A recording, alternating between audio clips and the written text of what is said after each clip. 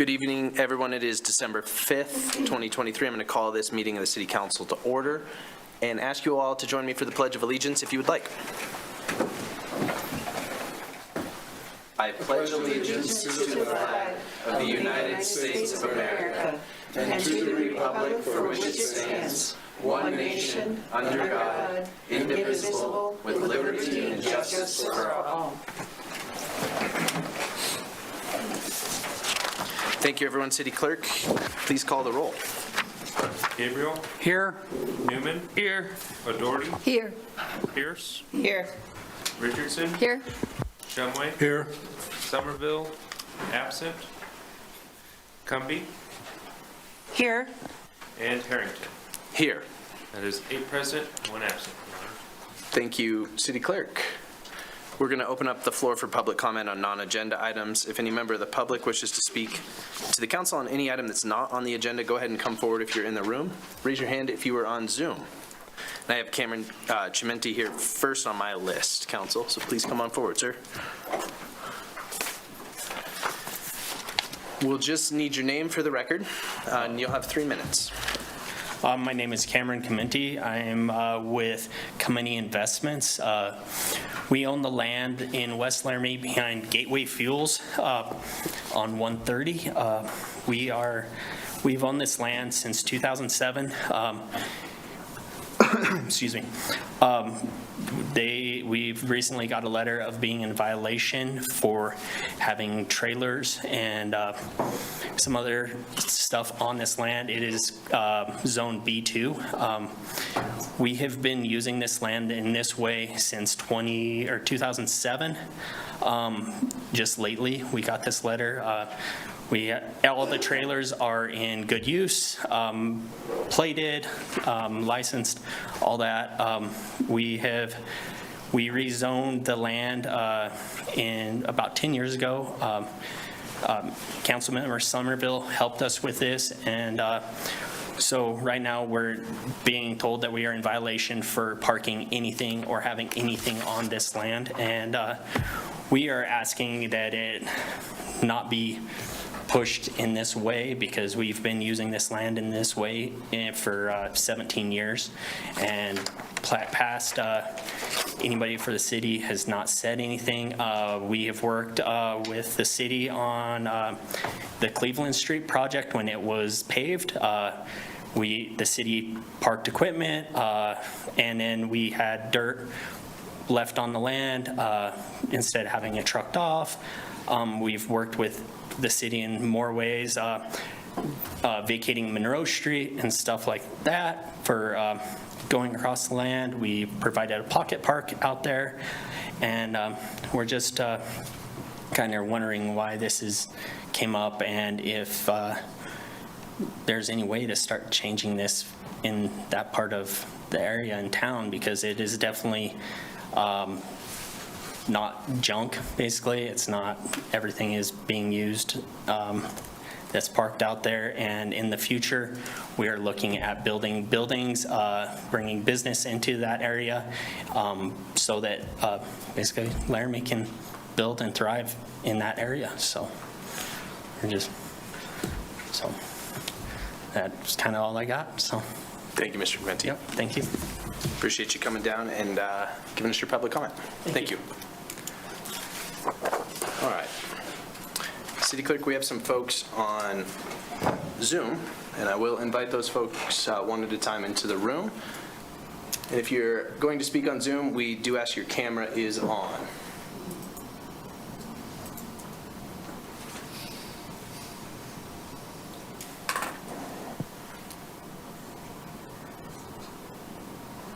And City Clerk, I don't know if you have one, maybe Gabe would be fine.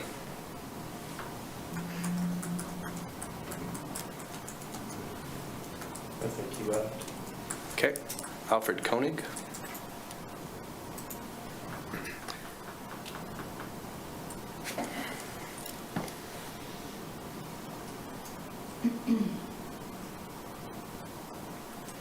All right, he left as well. I think we all have a pretty clear sense where that was headed anyway. We're gonna go ahead and close. Oh, he is in the room. Mr. Koenig, please turn your camera on before you begin speaking.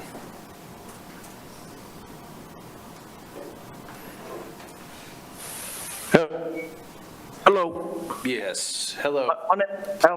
Please turn your camera on Yeah. before you begin speaking to the council. I don't think that is constitutional You could mute him, to require me to. Oh, that's the one. so we can remove him from the room. I think we know where that's at. we do the same too. Okay. I'm going to close the public comment period at that point. Since we have constitutional scholars in our leader. Okay. We will then move to, I'm going to ask if there's anyone else in the room who would wish to speak during public comment period before we go ahead and close it. Okay. All right, we will move to the vice mayor for a motion to set the agenda. I move that the agenda be set as submitted. Second. Motion by Cumbie, second by Shumway. All those in favor of setting the agenda say aye. Aye. Aye. Any opposed? Okay, the agenda has been set. We're going to move then to proclamations, presentations, and public hearings, and I have the pleasure of reading a proclamation this evening, council. Whereas for more than 40 years, hospice has helped provide comfort and dignity to millions of people, allowing them to spend their final months at home, surrounded by their loved ones. And whereas the hospice model involves an interdisciplinary, team-oriented approach to treatment, including expert medical care, quality symptom control, and comprehensive pain management as a foundation of care. And whereas beyond providing physical treatment, hospice attends to the patient's emotional, spiritual, and family needs and provides family services such as respite care and bereavement counseling. And whereas since its conception, the hospice benefits holistic approach has helped patients prepare for and face death and their loved ones carry on supported in the wake of it. And whereas palliative care improves quality of life and offers relief from pain, can be provided at any time during an illness, and hospices are some of the best providers of community-based palliative care. And whereas in an increasingly fragmented and broken healthcare system, hospice is one of the few sectors that demonstrates how healthcare can and should work at its best for its patients. And whereas 1.72 million Medicare beneficiaries living with life-limiting illness and their families received care from the nation's hospice programs in communities throughout the United States in 2020. And whereas hospice and palliative care organizations are advocates and educators about advanced care planning that helps individuals make decisions about the care they want.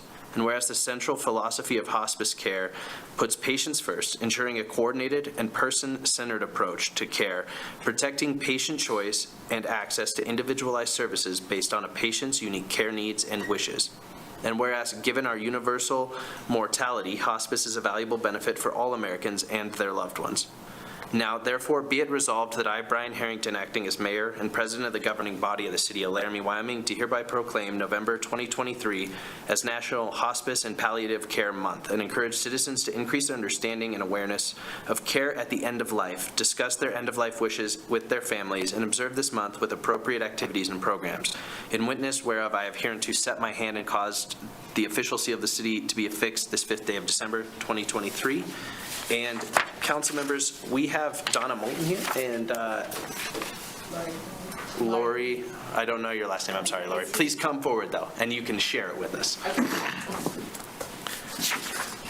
And Donna told me, but I didn't write it down, so now I just don't know. We just want to thank you for the recognition. Hospice is an amazing, amazing organization. I personally have had a husband and a mother who have had hospice care. And Laramie is so blessed to have a wonderful, exceptional hospice program. So just on behalf of the Board of Directors, I would thank you. And I would invite you to please come and visit Hospice House and meet the staff, which is a great team. And here's Lori. She is our medical director. And thank you also. Sharon's also on our board, and we appreciate the board very much. We appreciate our community. Laramie is very unique, and it's very, the healthcare system works well together. We partner well together. Our hospice has grown and is meeting multiple needs with multiple referrals. I think it's a great service. Hopefully, and you've probably been touched, or somebody that you know has been touched by hospice, and we're here to help in any way we can. So on behalf of the staff, I do thank you for the proclamation. So Thank you, and thank you both for the work you do. And before you leave, please come forward. We want to take a picture with you if we could. You could just come on through. That's just a swinging door there.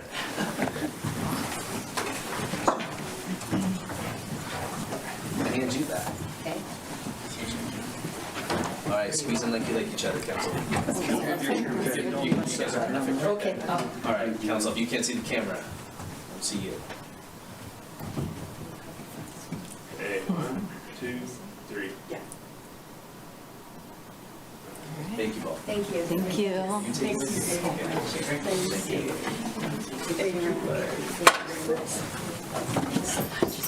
See you. Good to meet you, Donna. Thank you so much.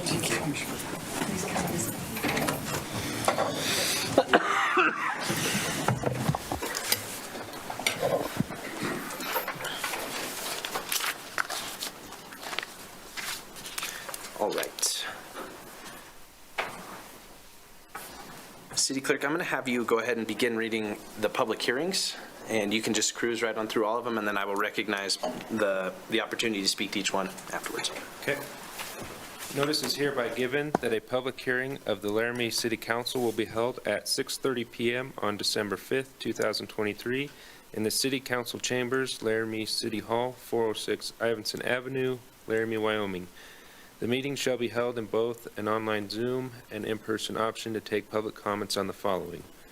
Original ordinance number 2077, annexing 79.82 acres of land located on the southeast corner of Cumulus Drive and 30th Street in association with the West Slope preliminary plat that will plat 243 lots for residential development, submitted by Brad Amons of AVI and owner West Slope Development Company. Second, original ordinance number 2078, rezoning property associated with the West Slope preliminary plat, approximately 34 acres as limited single-family residential LR, approximately 26 acres of limited multifamily R2, and approximately 20 acres of multifamily R3, submitted by Brad Amons of ABI and owner West Slope Development Company. Third, resolution number 2023-86, amending future land use category in the comprehensive plan of property associated with West Slope preliminary plat that will designate approximately 34 acres of suburban residential SR, approximately 26 acres of auto urban multifamily AUM, and approximately 20 acres of urban residential UR, as submitted by Brad Amons of AVI and owner West Slope Development Company.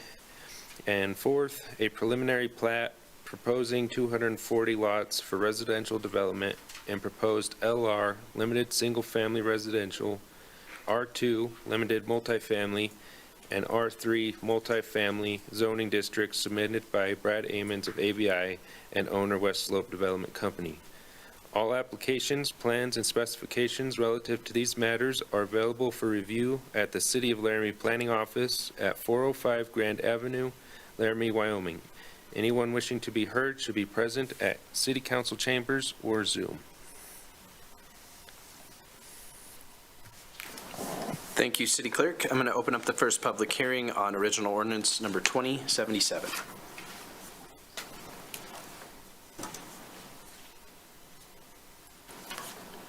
And City Clerk, I inadvertently kicked myself out of the Zoom call, so if you would let me back in, or do you see anyone online? Okay, we're going to close that public hearing. We're going to open the next public hearing, which is on resolution 2023-86. Any members of the public wish to speak to that public hearing? Okay, I'm going to close that public hearing as well. Move on to the public hearing for original ordinance number 2078.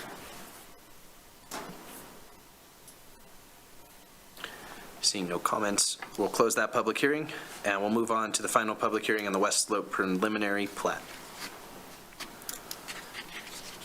Okay, seeing none, I'm going to close that public hearing as well. And then, council, I'm going to move on to item 6C and recognize, I understand that we do have some, at least Director Webb has an announcement, and the Assistant City Manager. Do you have others, City Manager? No, Mayor, just those two. Thank you. Okay. Who would, Director Webb, you're closer than the Assistant City Manager, so I'm picking you first.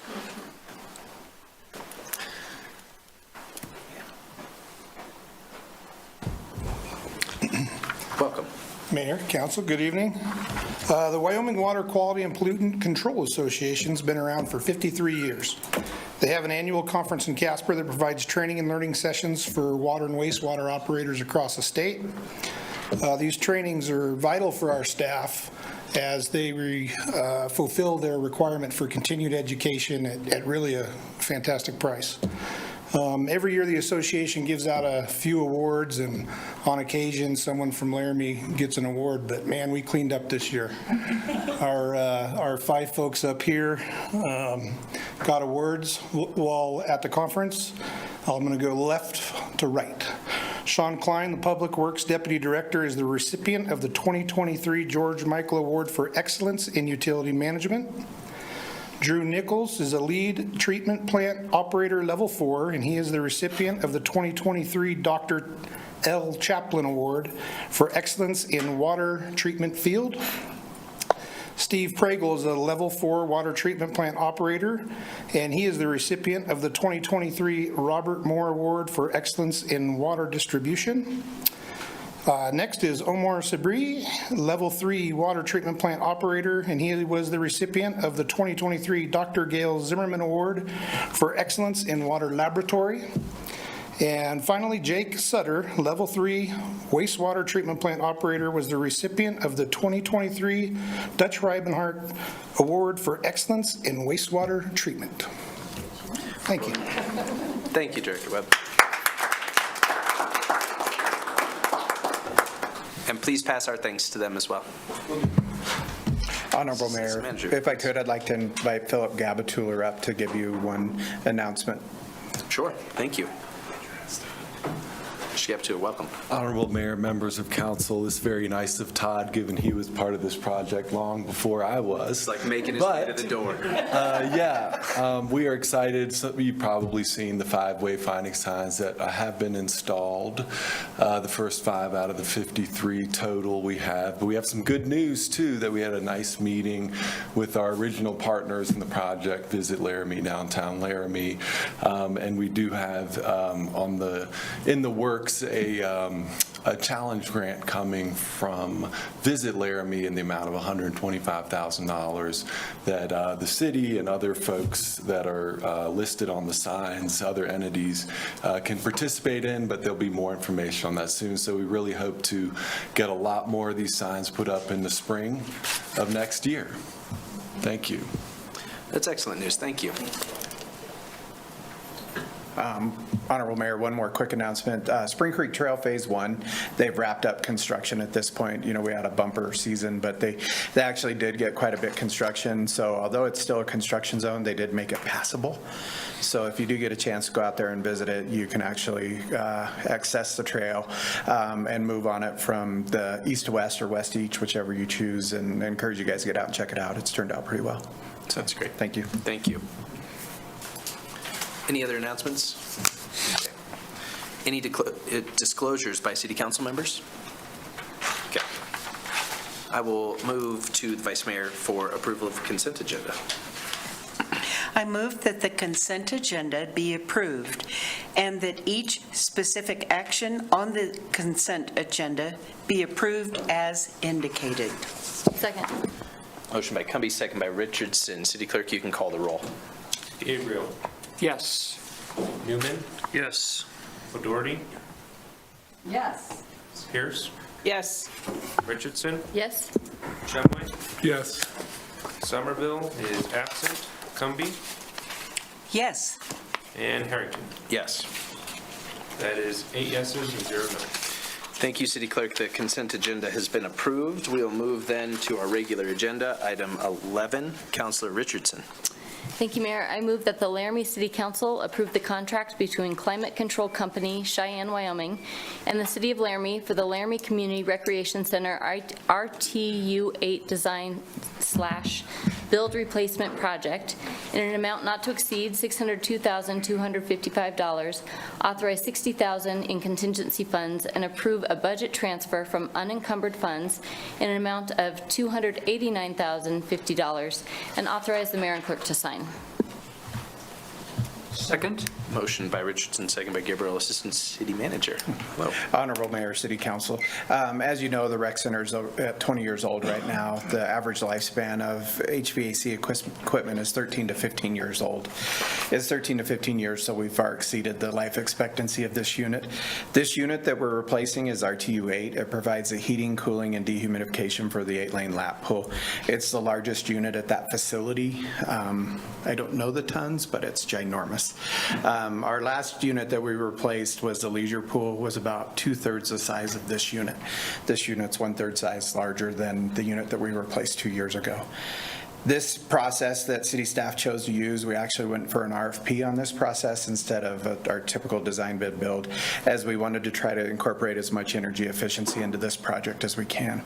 The way we envision this working is that the selected contractor will provide for a period of design where we will weigh and assess and look at energy efficiencies, whether it's variable drive motors, whether it's fan walls instead of a single large fan, whether it's some kind of reduction that might be out there that we're not aware of, but we'll assess and try to implement. We'll come to a consensus on what we're going to try to purchase. The contractor will use open book pricing on a bid for replacement units, and then we'll wait the time span to get those units in. I'm excited about this process because I think it actually gives us a good chance to gain some energy efficiency on this, whatever minimal energy efficiencies might be available out there on this type of unit. So it's an exciting process. Staff did put the process out, advertised it in the Laramie Boomerang as required. We did receive 2 proposals, interviewed both the proponents, and the committee chose Climate Control Company out of Cheyenne unanimously to provide for this project. Unfortunately, we had budgeted $350,000 4 years ago for this project.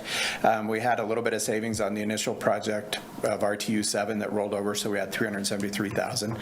There's been about a 20% increase per year over 4 years on these units, so this unit is rather pricey and rather expensive to do. Right now, the option, if we have a catastrophic failure, is about 52 weeks out on replacement. So with that, I'd be happy to answer any questions you may have. Thank you, Assistant City Manager. Council members, any questions? Oh, Honorable Mayor, one Please. thing before we go. I've got Kevin McIntyre, my Facilities Maintenance Manager, back here.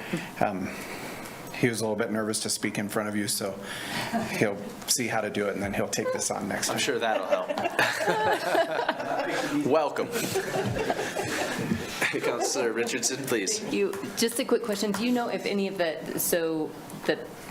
if it were needing to be replaced now, that 52-week wait time, are you anticipating any delay in any current, we keep hearing things are in back order. Do you anticipate that, and has that been factored into the price? Honorable Mayor, this contractor actually scheduled time for a certain company to build it at this point, so we believe we're about 30 weeks out. So we hope we can get that met. Cool. Good question. Councilor O'Doherty. Is RTU rooftop unit. Thank you. Always an important question. Any other questions, council? Okay, we're going to go to the public on this item. Any member of the public wishing to speak to this item can come forward in the room or raise your hand on Zoom. Seeing none, I'll close the public comment period. Back to the council for any comments. Okay, seeing none, City Clerk, please call the roll. Okay. Newman, Yes. Pierce, Yes. O'Doherty, Yes. Somerville, absent. Shumway, Yes. Gabriel, Yes. Richardson, Yes. Cumby, Yes. And Harrington. Yes. That is 8 yeses and 0 no. Thank you, City Clerk. That item has been approved. We'll move then to item 12. Councilor Shumway, please. Thank you, Your Honor. I move to approve Amendment 2 to the cooperative agreement with the Wyoming Department of Transportation for participation in the Bill Nye Avenue and Corthell Road project and authorize the mayor and city clerk to sign. Second. Motion by Shumway, second by Richardson. Director Webb, please. Mayor, Council, this project has been in the works for quite a while now. The original agreement back in 2018 was to start the survey for the project. Amendment 1 in 2019 started the preliminary engineering and design work for the project. The amendment tonight, Amendment number 2, is for the final design and the construction work for the project. The estimated costs are in Exhibit B2 of the agreement. You'll see there, if I can turn it over, that the federal urban system funds is paying $5.4 million, just over $5.4 million for the project, and the city's responsibility is $3.99 million for the project, for a total of $9.4 million.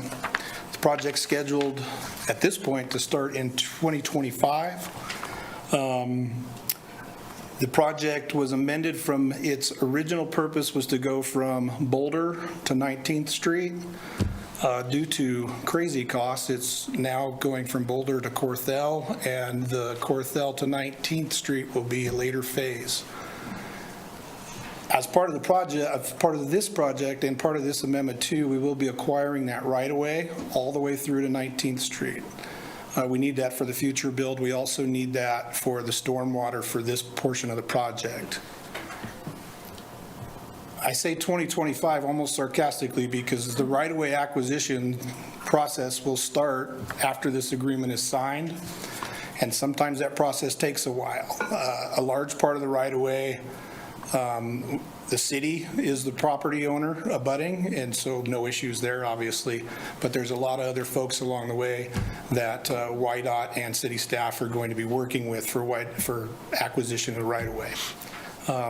All those property owners along there, I think, know this road's coming, know the plans in place, but just wanted to give you a heads up that sometimes that right-of-way acquisition takes a little bit of time. So with that, I'll take any questions if you have them. Council members, any questions? Yeah, Councilor Shumway, please. Thank you, Your Honor. Mr. Webb, obviously this is using urban systems funding, and it's a priority funding that they allocate because they don't get an awful lot of urban systems fund each year. But now that we've spent I think you said 3.9 million. No, that's the city's share, but the share that came for, anyway, is this still a priority on the urban systems list for us to complete Bill Nye all the way to, I think we were going to go to third. Is that still a priority on that list, or are we going to move to other projects? Yeah, Mayor, through you, this project right now is number 1 on USAC's list. I think number 2 at this point is Bluebird, which is kind of Bill Nye on the other end, right? It goes from Vista up to Grand. That's number 2 at this point. And to be honest, the way the funds come in with USAC, that's probably going to be a few years out before they get to that one. I can't remember what number 3 on the list is at this point, but it's years and years out. Do you recall, Derek, what number 3 is? Or Derek? It is the third, no, 30th is on. It's the second state there. Oh, it's Bluebird. That's 2. That's 2. That's right. Derek's going to look it up. I can't recall what the third one is, but the way these funds come in right now at about $565,000 a year is what they're showing on USAC, which really at this point is covering the inflation as things move on. Whatever that third project is going to be 10, 15 years out. Councilor Pierce? So, Director Webb, can you say again the federal dollars, 5 million something from where? Tell me where. Urban system. Urban system funds, federal urban systems. Okay, thank you. Yeah, it's 5.415077. So related, not related to USAC? It is. It is USAC. Yep. Okay. Council members, any other questions? Director, Councilor Doherty, please. So it's federal money that comes through IDOT, is that right?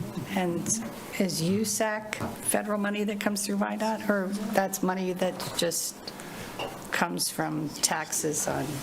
Yeah, Mayor, through you. The USAC is actually just the committee that sets the priorities that YDOT works with. Director Webb, what is the profile of the road?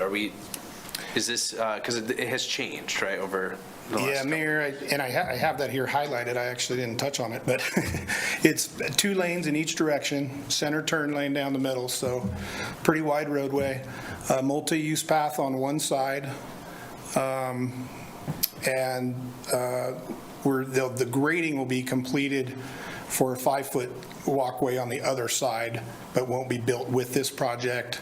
We're looking at future TAP grant to complete that. And it would have gutter and curb at the sides? Yes. Okay. And I wondered, because I know there is some consideration for development south of this, certainly on the city land, but maybe otherwise. So I was curious about pedestrians as they move from the high school. In an imaginary future where there's development in this entire neighborhood, I wanted to be sure the road was suitable for that. And then the other question I had was, obviously when it connects all the way to 19th, there will be some lessening of the impact on the Corthell neighborhood, but this will be a significant change for the Corthell neighborhood, particularly folks that live on Corthell Street. So Corthell Road, I see noted, but how are you all dealing with that? Because that seems meaningful to at least some folks in town. Yeah, Mayor, we've had a lot of conversations in-house on that. We're right now working on capital budget recommendations for 25-26, and one of those recommendations is to do a traffic corridor study there on Corthell, which that study should give us some recommendations, whether it's traffic calming or what have you. One of the other things we're thinking is this going to at some point warrant a traffic signal at Spring Creek and Corthell? That traffic study should vet that out. Keep in mind, Corthell is a collector street. It's designed to move traffic down that roadway. So it's designed for it, but we also recognize that there could be some issues there. So we're going to be recommending that traffic study in the 2025 fiscal year. Okay, thank you. Councilors, any other questions? Yeah. One second, Director Webb. Please. Mayor, Council, just to answer the question, the third priority is 30th Street from the terminus of 30th to Bill Nye. So. Okay, thank you. That's helpful. Okay, we'll go to the public on this item. Any member of the public wishing to speak to this item can go ahead and come forward in the room. Raise your hand if you're on Zoom. Seeing none, we'll close the public comment period and back to the council for any comments. Okay. City Clerk, please call the roll. Somerville is absent. Shumway? Yes. Richardson? Yes. Pierce? Yes. O'Doherty? Yes. Newman? Yes. Gabriel? Yes. Cumby? Yes. And Harrington. Yes.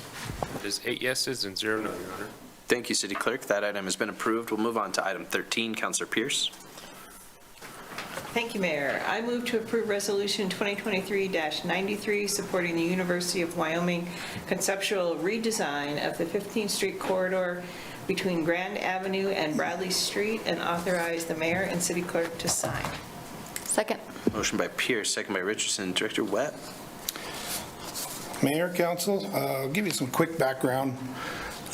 So last year, staff began reviewing the UW student housing site plan. In June 2022, University of Wyoming staff led a work session with you regarding that project. The site plan that we were reviewing included extensive work in the 15th Street right-of-way. City staff had some exceptions with some of the work that was proposed there, as far as some emergency response, safety issues, things like that. And so we began working with the University of Wyoming, providing them comments and review. In January 2023,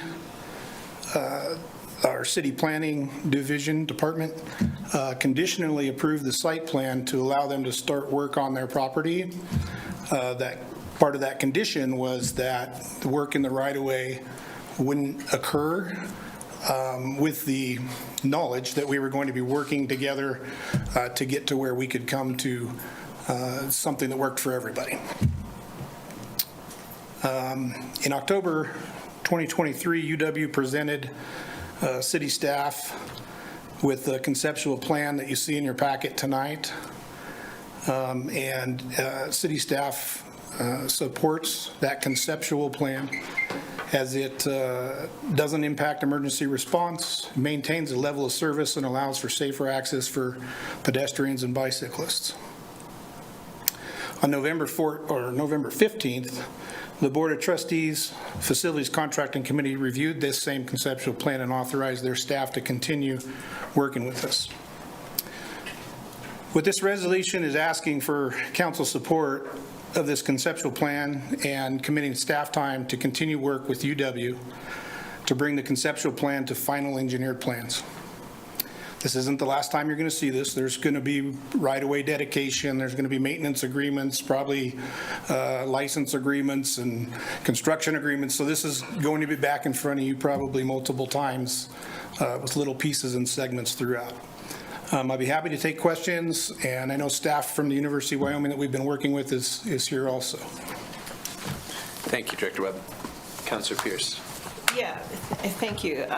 Director Webb, the conceptual drawing goes to Lewis Street, yet our resolution says Bradley, which is a block difference. So I'm wondering if we need to make a friendly amendment to the resolution, or if we need to have a discussion between Lewis and Bradley, or I guess I just wonder if we need to be concerned. Mayor, I think at this point, to Lewis is what we're looking at with this conceptual plan. Right. I know there's work in the future that will probably be done between Lewis and Bradley, and so maybe that's a conversation for a later date. So would staff recommend that we change the resolution to a friendly amendment to Lewis Street? Yes. Thank you. So I'll go ahead, just to get us started, I move to change in this motion Bradley Street to Lewis Street. Is there a second? Second. Motion by Pierce, second by Gabriel. Council members, any discussion about the amendment? Staff, anything you'd like to add? And I will welcome folks from the university. If you have anything you'd like to add to this, you're certainly welcome throughout the conversation to participate. So go ahead and just come forward if you do. And that applies to you folks on Zoom as well. All right. We'll go to the public then on this amendment. Any member of the public wishing to speak to the amendment can go ahead and just raise their hand. Come forward in the room. Seeing none, I'll close the public comment period. Back to the council. Okay. City Clerk, I'll have you call the roll on the amendment. Gabriel? Yes. Newman? Yes. O'Doherty? Yes. Pierce? Yes. Richardson? Yes? Shumway? Yes. Somerville is absent. Cumby? Yes. And Harrington. Yes. There's 8 yeses and 0 no. Thank you, City Clerk. Council members, any questions back on the main motion with its amendment? Yeah, Councilor Doherty, please. My understanding is that roundabouts are good for moving vehicles. I think they're really terrible for moving humans, and I really worry, and I think that the circle around Ivinson and King and 15th is just, I think it's really hostile to people in wheelchairs. I think it's that students would go across, and there's never a stop in the traffic. When it's a circle, the roundabout, you could have a continuous flow. And in the mornings, trying to make a left turn onto Ivinson, there is a lot of traffic. So I don't know what would make the traffic stop. So I'd really like to hear, there's a pedestrian signal, but I mean, people are running to class, and if your class is on, you know, you get to it from Ivinson, are you really going to go up and cross at Sorority Row? And I just don't, I think it's great now that the signal stops everybody. All of the vehicles have to stop. It's a four-way red light, no right turn. And to say, okay, vehicles should have the priority, and you students and all you pedestrians and people in wheelchairs, you just take your chances. So I think it's a bad idea. I really strongly oppose it. Thank you, Councilor Doherty.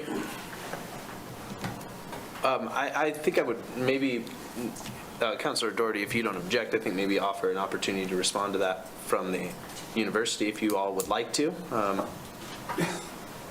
Mayor, if I could first. Please, Director Webb. Yeah, you're up here. Mr. Newman can wait for a moment.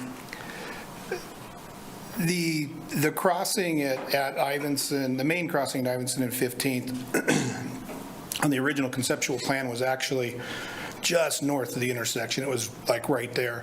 And we thought the university did a really nice job of pushing that up away from the roundabout. The median in place there prevents folks from running across the street. It'd be a raised median. And then the signal crossing that'd be there, we haven't worked out because, again, this is a conceptual plan, but think like a hawk signal or RFBs or something like that. So there was some consideration taken into the crossing there. I think the other thing we really need to remember is that the amount of folks crossing there is going to go way down when those dorms open up, because a lot of those students are going to be relocated over onto the other side of the roadway. So with that, I'll thank you, Director Webb. let Mr. Sam Newman. or Matt speak if they'd like to. Welcome, Mr. Newman. So Matt Newman, campus architect for the university. Thank you for having us and letting us speak. I think Brooks kind of hit it on the head. We did look at that crossing at Sorority and trying to get, right now with the configuration there at Ivinson and the long distance that you have to cross on that road and the sight lines, we thought that this was actually improving that. It's been an issue for quite a while that we've been trying to find a good way to address that condition. And so, as Brooke said, what we're currently thinking is something similar to the hawk signal that is on Grand. We looked at rapid flash beacons as a potential solution, similar to what's just been installed there next to the parking garage. And there were concerns with that system that, folks would be able to come up, hit the button, and then 2 seconds later, someone could come up and hit the button. And so what that hawk system does is allow there to be kind of a gathering of people so that traffic can move more freely.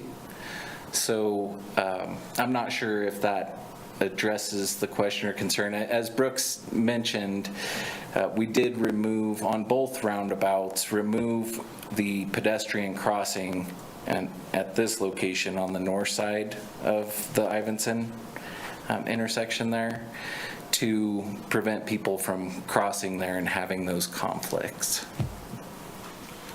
Councilor Doherty, please. Or to get trapped when they start because they think they can make it and they're late for class and a human being can run on a street and now they are trapped. And I just don't think it's realistic for 19-year-olds are going to go a block out of their way on a cold day. I think people coming from Grand, there's going to be a big backup, and then they're just all going to be rolling around, and pedestrians are, we need a better solution for pedestrians. I'm sorry, I just don't see it. Councilor Richardson. Timeline-wise, is this supposed to be done after the new dorms that are on the north and north of this? So kind of to your question, if the dorms are completed first and then this is completed, I see less of an issue because folks aren't going to be crossing there so much to go to the dorms. So timing-wise, are they going to be completed at the same time, one before the other? Is there an idea of that? So, Honorable Mayor, the plant, we're still working, as Brooke said, this is very conceptual. But right now, we're working with our construction manager that is constructing the dorms on looking at those schedules. Right now, what we would propose to do is the 2 roundabouts in the summer of '24. And then where the transit stop is shown on that plan, that is where the construction trailers are currently. And so that piece we would propose to push to the summer of '25. Councilor Pierce. Yeah, thank you. And you may not know the answer to this, but how many students are currently in the dorms? And how many residents or people in the dorms for what is titled here the South Dorm will be moving? And then answer me this. I don't think, and I'm not up on, the operations side of the house at UW, but I don't think the North Dorm, or what's titled here as the North Dorm, I don't think funding has been approved for that, and I could have that wrong. So when and how is that North Dorm, and maybe the funding has been approved and it's ready to go, but tell me if it has been, so we know approximately how many people we're moving from the east side of 15th to the west side of 15th. Did you follow my, okay. Honorable Mayor? Please. So the 2 dorms that are currently under construction is what we call the South Hall and the North Hall. So they're both going up now? I thought it was just one. Okay, sorry. So there's 2, but I'm not sure if it's this plan that you're referring to, but so the project that's currently under construction is phase 1 of the student housing replacement. And that project will replace 960 beds. So right now in the Washakie complex, we have approximately 2,000 beds. We're not at that capacity, but that's what we have over there. So this would replace 50% of that. And then the phase 2 housing, which is envisioned to be even further north of that North Hall, okay, that would replace the remaining beds. So you're actually putting up 2 dorms, is what, right now? Mm-hmm. Okay, Correct. so I missed that completely. Yeah, Okay. the North Hall that you see on those plans is a combination of a dining facility on the very north end of that building. Okay. That's a dining facility with housing above it, and then the further south building is all housing. So if you're out on the site, you can see the 2 different tower cranes. Right now, it's not super easy to identify where one stops and starts just because we're so early in construction. It's okay. Please. So basically, to get the other 50% of the students on the east side, that's still to come. Or on the west side, that's still to come. That is right? correct, and that funding has not been approved. So, okay. And so really, in terms of classes on the east side, mostly the arts building, right? Athletics, so arts, athletics. Law. Kinesiology. Plus, isn't the botany, there's a couple. Animals. Science over there?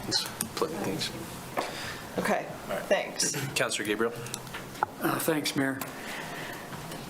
I've been following this along with city manager. I've asked her many times during our conversations, how are things going with the planning on these roundabouts?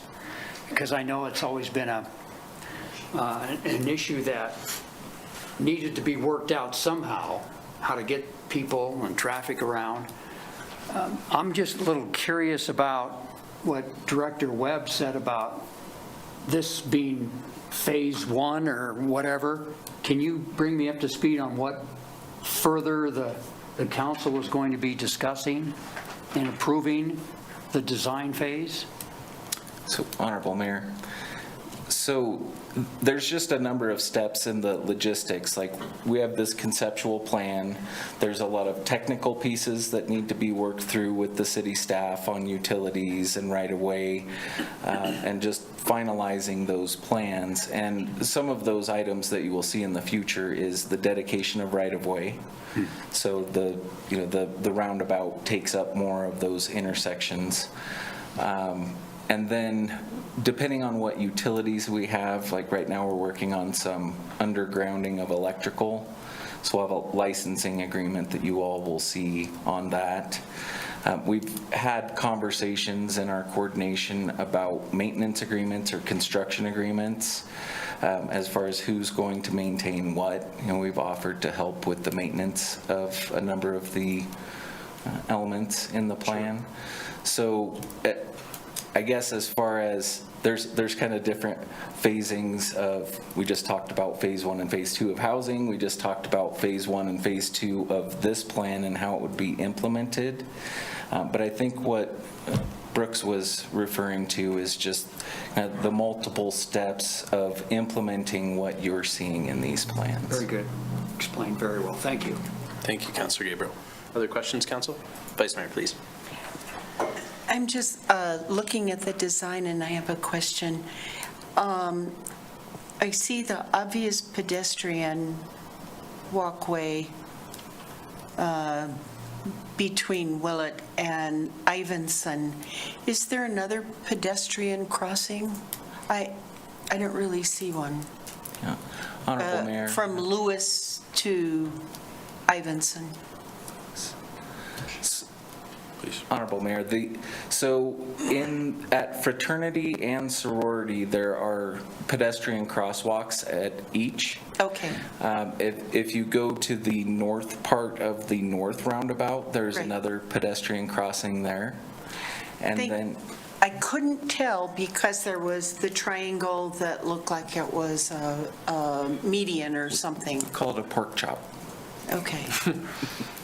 Not being familiar with the pork chop concept, I found it a little confusing. So those are both pedestrian crossways as well?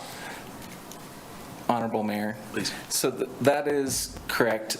As I mentioned earlier, when we first started laying this out, each of those roundabouts had 4 pedestrian crosswalks. And working with the staff and our design team, we didn't want to have 6 crosswalks along that section. So what started to inform that plan has to do with the UW campus master plan and some of the major east-west circulation spines that we're working with.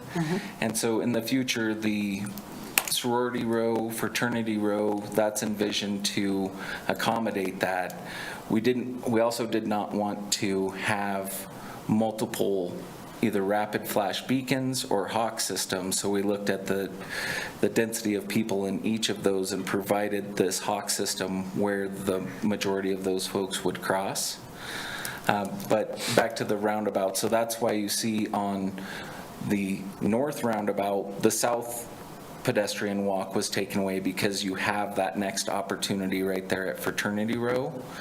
And then on the south roundabout, the north piece was removed for exactly some of the reasons that were discussed earlier, to try to concentrate that flow of pedestrians to a single place where you can stop traffic. Thank you. Thanks. Council members, other questions? I have a couple for you, Mr. Newman. The first is, we had a lengthy conversation about how to implement a bus stop in this. And in my mind, this achieves sort of what I understood to be the goal of the university for their bus system. And I think I just want to confirm that is true, that you can sort of like enter and exit this bus stop from any direction, and that works in like your overall system, correct? So Honorable Mayor, the way that this is designed is that you would only enter the transit stop if you were headed south on 15th Street, as opposed to making a left turn. Yeah, let me clarify. I just mean that if you were headed north on 15th Street, you could use the roundabouts to enter correctly. That's correct, and it's trying to come up with a solution. The first solution that we had was integrating the transit stop into the roundabout, and a lot of that was driven by the different bus routes that serve not only the university but the city. Right. And trying to make the best use of our shuttle lots, our satellite lots. So buses, we're trying to keep them from, again, making that left turn, but a bus in this scenario can come from any direction and leave in any direction utilizing the roundabouts. Okay. So that is accomplishing that goal. It was the solution after we weren't able to successfully. And do you happen to know, just switching gears a little bit, what the width of the street is at the intersection now at Ivinson and 15th? Sort of like if you were in a wheelchair trying to cross 15th Street, how much distance do you have to travel while the walk signal is on? So I believe right now what we have along 15th is it's somewhere around 52 feet from like back of curb to back of curb. And I believe that continues. These guys can correct me if I'm wrong, but I believe that's pretty close to that dimension. And then you take the diagonal of that, so it is, I'm going to guess it's 65 or 70 feet to make that diagonal crossing. And the reason I ask that is because it appears that there are some sort of island on what I now know is called a pork chop. And so to me, that it occurred to me that when Councilor Doherty was asking her questions about wheelchairs, that while it may be counterintuitive, somebody in a wheelchair or somebody who just may need a little extra time to walk across the street would actually have sort of like an opportunity to rest halfway across the street, and they wouldn't be trying to cover the 65 feet. They would be covering one lane at a time, right? So they'd be covering the northbound lane, the southbound lane, and then they would do the same thing with the east and westbound lanes on crossing Ivins, if they chose to cross that way, right?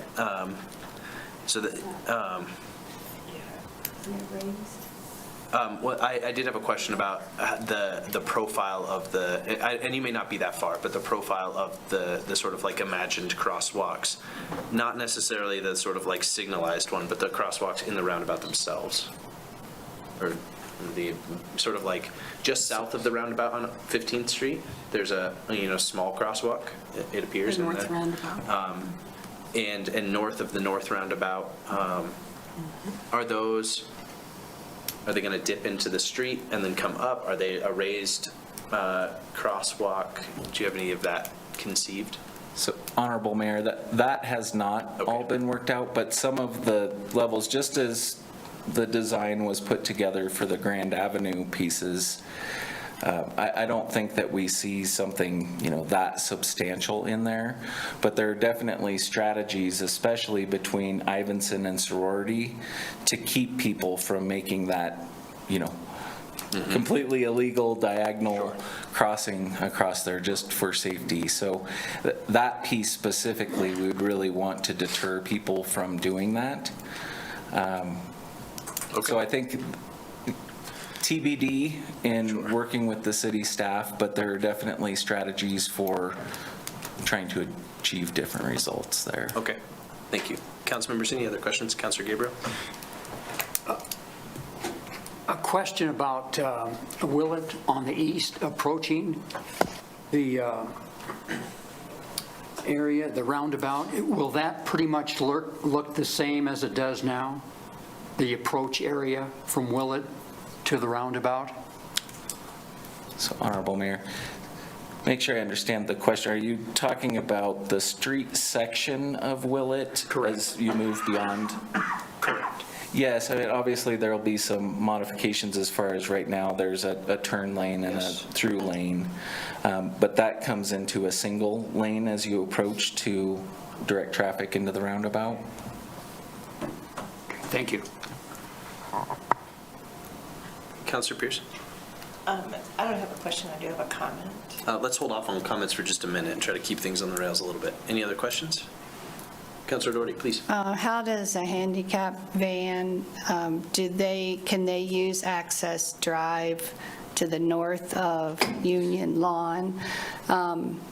Someone that's wheelchair that has to get out of a van, are they going to have to, they already have the 400 feet that is the whole width of this lawn. If they're getting out of a bus, then they can still, but can people that have disabilities get closer than these bus routes on 15th? Can they get onto campus?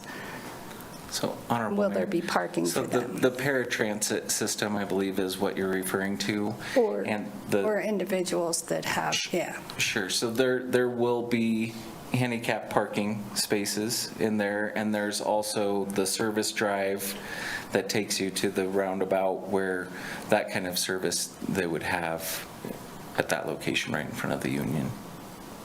Okay. Thank you. Good question. Any other questions, council members? Okay, so we will go to the public on this. Oh, Mr. Fireside, please. If I may, Honorable Mayor, Council, just one thing I wanted to mention as I was back there idly pondering life and other things. I think it's important to recognize that one of the virtues of the roundabout is that it's a traffic calming instrument, right? By its design, you have to slow down to go through, and I think that I think a lot of the design, I think Matt could say is the design was informed by pedestrian safety being kind of one of the paramount components of it. So I wanted to say that. And I also wanted to recognize Brooks and Eric in bringing this resolution forward. I think it's been a really positive working relationship in support of the town and gown dynamic that I feel like is really headed in a great direction. So, thank you, Mr. President. Councilor Doherty? I just want people to imagine if you ever get off of I-70 in Colorado and there are roundabouts, you are so busy trying to navigate the roundabout. Are you really looking for pedestrians? You're like, oh, I'm in the right. I guess it's not as big a deal here because it's just a one-lane roundabout. Is that why it's not? I mean, the roundabout that we have on Cumulus Drive has like 6 signs for pedestrian crossing. I think roundabouts are to make it easier for cars. Okay, thanks, I'll stop talking. No need for that, Councilor. All right, we're going to go to the public on this. Any member of the public wishing to speak to this item can raise their hands on Zoom. Come forward in the room. I see Nancy Sindelar is in the waiting room, City Clerk.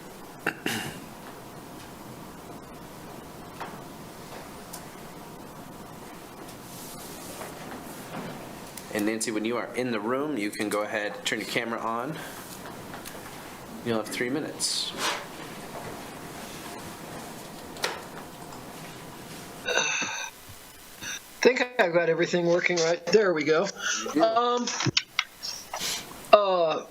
There are more than just students that go use that intersection. It is a very popular bicycle route for going parallel to Grand Avenue without having to ride on Grand Avenue. So you need to take that into consideration. Roundabouts, if you're going to put one in there, the university owns all 4 corners, so the size of the roundabout is not constrained by any private property. They can have room to make the Dutch style. I wish I could share my screen. I've got wonderful pictures of Dutch roundabouts that have sidewalks all 4 sides around them with single lane of traffic. Much easier, much safer for bicyclists and pedestrians to cross. And the sidewalks, since we have pedestrians there, need to be wide enough to allow for bicyclists and pedestrians to use the shared path. It seems to me that Okay, at the last meeting of the Traffic Safety Commission, we looked at putting in parking for not service vehicles, but for concessionaires to come in and park on Ivinson, and that's gone. I don't know why we spent hours discussing it if this is what's going to happen. And also, it seems to me that some people are just itching to do roundabouts because it's the latest traffic fad. I don't think they're pedestrian or bicycle safe. I don't think you should do it. That's about it for me. Thank you. Thank you, Nancy. Any other members of the public wishing to speak to this item? Okay, back to the council for comments. Councilor Newman, Councilor Pierce. I have a couple comments, if that's okay, Mayor. Have at it. The south roundabout, how there's not a pedestrian walk through on the north side. I know it's moved up about a block, so there is one. However, this is the same thing that we dealt with back home in Kansas. I promise you students are going to run through that and get hurt either running through the snow and tripping because realistically, I believe that there should be some sort of pedestrian walk to the north of that one as well. And then the statement was made that roundabouts are safer. They are. According to the Federal Highway Administration, roundabouts do create a 44% reduction in all crashes and 72% reduction in crashes that result in injury or death. I don't think we have a traffic problem through this. I think it's more a pedestrian problem as well. When I came in here, I didn't know how I was going to vote on this, to be honest, and I don't think I approve it because I think we are catering to the vehicles more than we are the pedestrians and people on bikes and segways and everything else. So that's my comment. Councilor Pierce.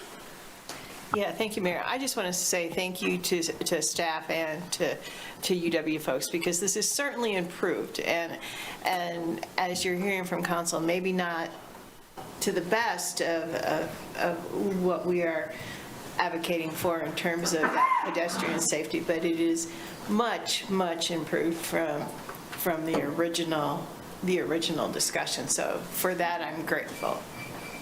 Thank you, Councilor Pierce. Vice Mayor, please. I also want to say thank you, and just to make a comment that our asking questions and exploring this, I think, is also a reflection of the great interest that we have from our constituents. And there are many people in this community who are very concerned about this. So we have to ask good questions in order to go back to them to help with the process. So thank you very much. Thank you, Vice Mayor. Councilor Richardson, please. Thanks to everyone who's worked on this, and I really appreciate knowing that there will be beacons at those intersections. I wonder also, I am sure that you all as planners have access to some good research about the safety for pedestrians and bikers on roundabouts, and perhaps that can be shared with council to kind of alleviate some of our concerns. Thank you. Councilor Shumway, please. Thank you, Your Honor. In looking at both roundabouts, I see the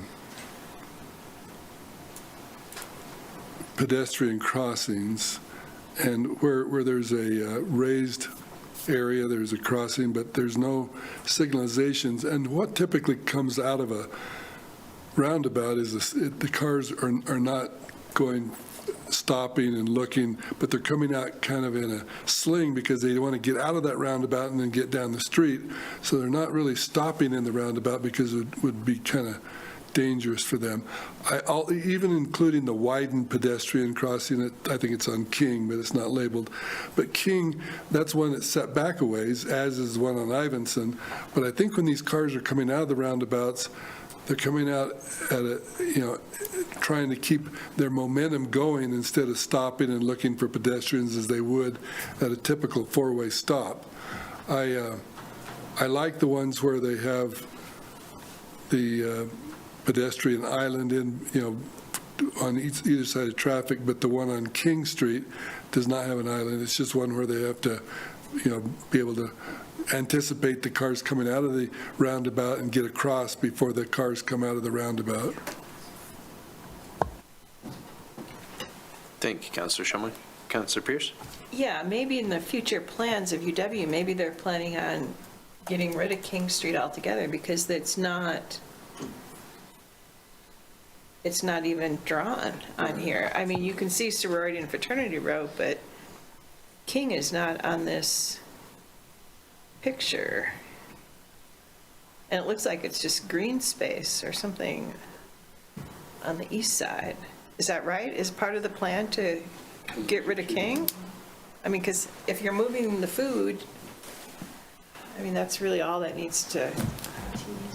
Honorable He Mayor. is down there, yeah. So the intent with the plan is not to eliminate King Road. That's a one-way. So that's why it does not have the refuge island in it, because there's only one traffic lane to cross there. Okay. Thank you, Councilor Pierce. Thank you, Mr. Newman. Any other comments, Council? Council, I think this conversation started a while ago, like Director Webb said, with a fairly unpopular, from the city point of view, plan to put a roundabout or a bus stop in a roundabout. And I think that was largely built around the idea of making their transit system, and in turn our transit system, because we don't have one, more functional, right? It needs to be fast and frequent. It needs to be reliable and convenient, right? So you need it to be somewhere where you want to be, and it should be able to get there easily and quickly. So this compromise, I think, goes a really long way to sort of making sure that the bus system can thrive, which we know is good for all of our constituents, right? It's good for our carbon goals. It's good for sort of like all of the benchmarks we as council have set for providing access and equity in these things. And I think, one thing I kept thinking is, does anyone here really feel like 15th Street is thriving as a road right now anyway? Has anyone driven 15th Street and thought, that was pleasurable?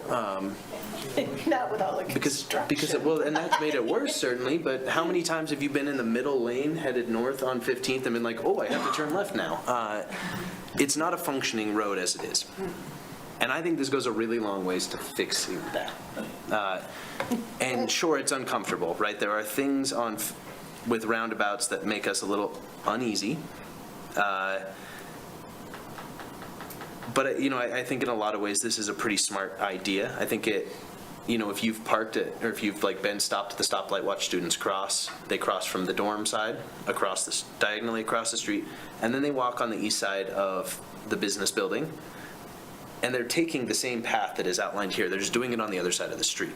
So I don't have the same fears that this is somehow burdensome to people, because they are now just doing it on the other side of the street. That's just my opinion. I think it's going to take some time, right? But the benefit of this conversation is that the people who are using this intersection are new every year. It's not going to be people with the same sort of plastic brain that we all have, where we're like, nope, I've been doing it this way for 10 years. I better stick with my old plan and try to jump the median. We're going to have people that are new to Laramie, new to the campus, and they're going to say, oh, I think I'm supposed to walk over here where everyone else is. I think if you take that and then sort of benchmark that on that, all we're needing to do here is authorize our staff to continue working on this plan, hearing what we've all said. I think it's probably loud and clear that pedestrian safety is a paramount concern of the council. I think this is far more palatable. That's my opinion. But with that, I suppose, City Clerk, I'll have you call the roll on this. We went to the public. Thank you, Councilor. I've been known to blow right past that on accident. Okay, Newman? Yes. O'Doherty? Yes. Pierce? Yes. Gabriel? Yes. Somerville, absent. Shumway? Yes. Richardson? Yes. Cumby? Yes. And Harrington. Yes. It is 8 yeses and 0 no, Your Honor. Thank you, City Clerk. That item has been approved, and thank you all. All right, item 14, Counselor Richardson. Oh, sorry. You're okay, fast switch. I know, I was Googling Dutch roundabouts as well. I guess, Council, if you want to take a few minutes, we could. It's almost 8. If you all would like a quick break while the room clears out. Anybody need a break? Okay, we're going to keep going. Okay, sorry. Okay, Counselor Richardson, Here we go. please. Item And I'm 14. ready.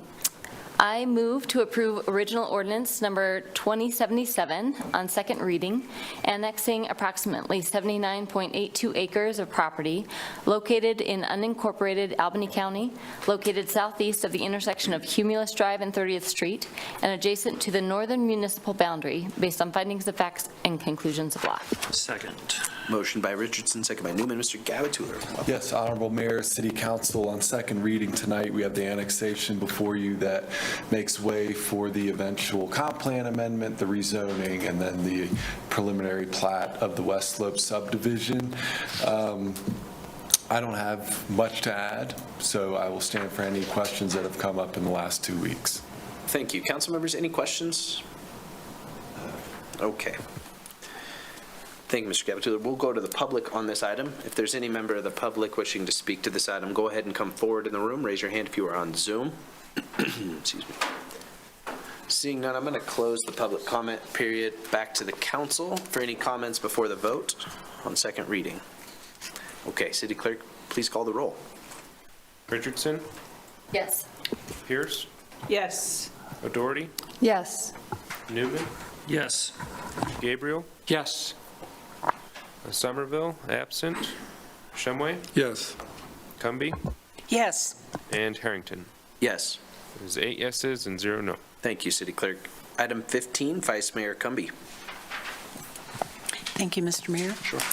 I move to approve City Council Resolution Number 2023-86, certifying Planning Commission action regarding the Comprehensive Plan Amendment to amend future land use plan map 3.2 of the comprehensive plan for the property described in the resolution, generally located on the southeast corner of 30th Street and Cumulus, for an area approximately 80 acres in size, by changing the future land use designation from suburban residential, SR, to a mix of suburban residential, SR, urban residential, UR, and auto-urban multifamily, AUM, based on findings of fact and conclusions of law.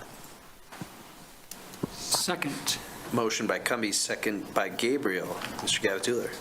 Yes, Honorable Mayor, City Council, the motion on this item tonight also is to postpone to the December 19th City Council meeting, given that that is when action will be taken on the annexation, which would allow us to do this. So I'm glad, whatever the pleasure of the council is, I'm glad to discuss this matter, present on this tonight, or wait until December 19th. Okay. Council? Yeah. Okay. So we'll need a motion to postpone then. Correct? City Clerk, that's correct. I just need a motion to postpone. And can you give me the date again? December 19th. Okay, thank you. Who would like to make that motion? I'll make that motion. Please. Thank you, Mika. I'll move to postpone certifying Planning Commission action regarding a comprehensive plan amendment to amend the future land use plan of 2007 Laramie comprehensive plan for suburban residential to a mix of auto-urban, multifamily, urban residential, and suburban residential of an approximate 80 acres of property located on the southeast corner of Cumulus and 30th Street to December 19th. Second. Motion by Richardson, second by Newman. I have learned since the last meeting, postponement is debatable. So, council members, any discussion on the postponement? Okay. Any member of the public wishing to speak to the postponement can come forward. Okay. Council, any comments on the postponement? City Clerk, you can call the roll. Gabriel? Yes. Newman? Yes. O'Doherty? Yes. Pierce? Yes. Richardson? Yes. Shumway? Yes. Somerville, absent. Cumby? Yes. And Harrington. Yes. It is 8 yeses and 0 no. Thank you. That item has been postponed to December 19th. Item 16, Counselor Gabriel. Thank you, Mayor. I move to approve original ordinance number 2078 on second reading, establishing the LR Limited Residential, R2 Limited Multifamily, and R3 Multifamily zoning districts for an annexed property approximately 79.82 acres in size, located southeast of the intersection of Cumulus Drive and 30th Street, adjacent to the northern municipal boundary, in accordance with findings of fact and conclusions of law. Second. Motion by Gabriel, second by Pierce. Mr. Gabatuller. Yes, Honorable Mayor, City Council, here on second reading for the rezoning of the parcels. We discussed at length at first reading why we're doing LR, R2, and R3. The only thing I will add to, in your summary ordinance there, it says the subdivision is going to be 234 lots. It's actually 243 lots, and I will make that correction for third reading, but I have nothing else to add. Okay, thank you. Councilors, any questions? Okay, we will go to the public on this. Any member of the public wishing to speak to this can go ahead and come forward in the room. Raise your hand on Zoom. Seeing none, I'll close the public comment period. Back to the council. City Clerk, you can call the roll. Somerville, absent. Shumway? Yes. Richardson? Yes. Pierce? Yes. O'Doherty? Yes. Newman? Yes. Gabriel? Yes. Cumby? Yes. And Harrington. Yes. That is 8 yeses and 0 no, Your Honor. Thank you, City Clerk. That has been approved on second reading. We will go then to item 17, Counselor Newman. I move to approve the West Slope subdivision preliminary plat based on findings of fact and conclusions of law. Second. Thank you. Motion by Newman, second by Richardson. Mr. Gabatuller. Yes, Honorable Mayor, City Council, it's this same issue here with this with the preliminary plat only needing one meeting to get through. So we're recommending postponement, as you can see in the summary. But again, I'm glad to present on this at this meeting, or if you wish, postpone to December 19th. Counselor Newman, please. I would move to postpone the West Slope subdivision preliminary to December 19th, 2023. Second. All right, motion postponed from Newman, second by Gabriel. Council members, any questions, comments? Okay, we'll go to the public. Any member of the public wishing to speak to postponement of this item, go ahead and come forward. Seeing none, we'll come back to the council. Any comments? City Clerk, please call the roll on postponement. Pierce? Yes. O'Doherty? Yes. Somerville, absent. Shumway? Yes. Gabriel? Yes. Newman? Yes. Richardson? Yes. Cumby? Yes. And Harrington. Yes. That's 8 yeses and 0 no. Thank you, City Clerk. That item has been postponed to December 19th. We will go then to item 18. Vice Mayor Cumby. Thank you. I move to approve original ordinance number 2076, amending Title 15.08.030.E.2.C of the Laramie Municipal Code as recommended by the Planning Commission on the first reading in accordance with findings of fact and conclusions of law. Second. Motion by Cumby, second by Pierce. Mr. Sheedy, welcome. Honorable Mayor, Council, today I have before you a ordinance to change a section of code that is directly related to a section of code that was approved on October 3rd by you all. If you all remember, we went through a process to change code directly related to trash and disposal enclosures because they were not working for the city's equipment. But during that conversation, you all asked for some language to exempt the DC zoning district. As was brought up during that meeting, the DC does have a substantial amount of difficulty accommodating a trash enclosure, and quite a few of the buildings within that district do use the alleyway to accommodate their trash. Some of the language in here is a little bit more than you all asked for, but I did need to, in talks with, our fire marshal and everyone, it sounded like this would be the best way and most recommended way for us to bring it before you. Some of those include things like metal lids, requiring that there is a zero-line setback, or if there's a major impediment to building a trash enclosure, that would also exempt it. And that the building itself was made of non-combustible materials surrounding the dumpster itself. Most of these are in relation to the fact that, unlike most areas around town, the DC zoning district doesn't really have any setbacks from one another, so a fire could easily spread between those buildings and can be, not great, to say the least. But yeah, other than that, that is it. Thank you, Mr. Sheedy. Council members, any questions? Councilor Pearson, then Vice Mayor Cumbie. Thank you. So are we getting close for the downtown to basically say this is where or approximately where your dumpster should be? I mean, is that kind of the goal? And the reason I ask that is when I was downtown the other day, there were pretty large non-city dumpsters in the middle, in different really locations that were pretty difficult to drive around in that parking lot that sits, what is it behind? It's kind of behind Coal Creek Coffee, and they always seem to be everywhere there. And I'm just wondering if we're getting close to saying to the folks, please put your dumpster here, it meets fire code, it meets particular standards, because they really take up a lot of parking spots pretty regularly, and they seem to be randomly left, because one time you're down there, it's in one spot, and the next time we've got a couple over here, and I'm just wondering if we're getting close to being a little more directive with the dumpsters downtown to help, and basically to help with parking. Please, Honorable Mayor, through you. So this will help kind of guide them, but it's not saying that they can't do that anymore.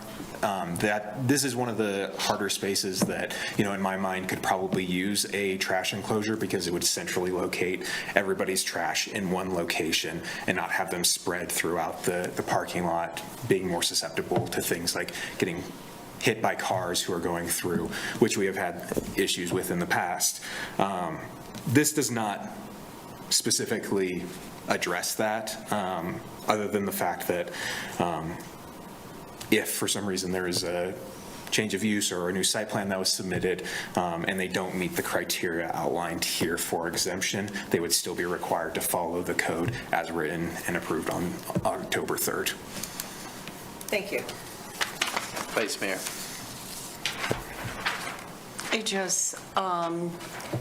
We did have a constituent write to all of council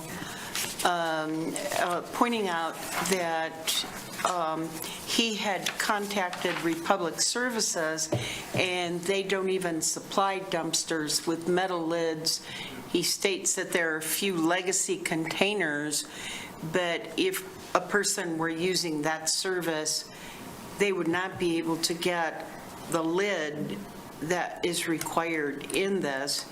And then the person further goes on about International Fire Code and the HDPE, and I'm wondering if you could comment on that comment. I can comment to some of it. Some of it would probably need to be directed towards our fire marshal. However, in our conversations, after we had drafted the language, I did reach out to Republic Services. I'm not sure who the city constituent reached out to, but I did reach out to Republic Services prior to suggesting this language, and they said it was possible to get metal lids. It's not the standard. It would require an extra monthly fee, but it is possible. Did they indicate kind of how much the fee would be? Off the top of my head, I don't recall, but I can certainly include that email in the second reading so you all can view that. As far as the reason why we put metal as opposed to the fire rating that's in code, from both fire's standpoint and ours, it was a simpler way to go about writing that into code. Since I've read this comment from the public, I have gone to most of those dumpsters to look and see if a fire rating is stamped on the lids themselves. Doesn't seem like there is a fire rating on them, and I've reached out to the major manufacturer of that, and I have yet to hear one way or another what their fire testing rating has been. Thank you. I appreciate your diligence in following up on that. Councilor Newman? I just wanted to touch on that too. So I did call them as well. The dumpsters with metal lids are also, if it's not the legacy ones that they have, the reason for the extra fee, and they didn't tell me the extra fee when I didn't even think to ask, so that's on me.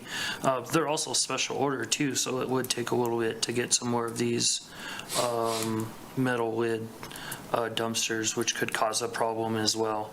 I'm not a fan of keeping the metal lid part in there because our, like the email says, even our own receptacles that we provide aren't metal lids, so I'm not a fan of keeping that portion in there.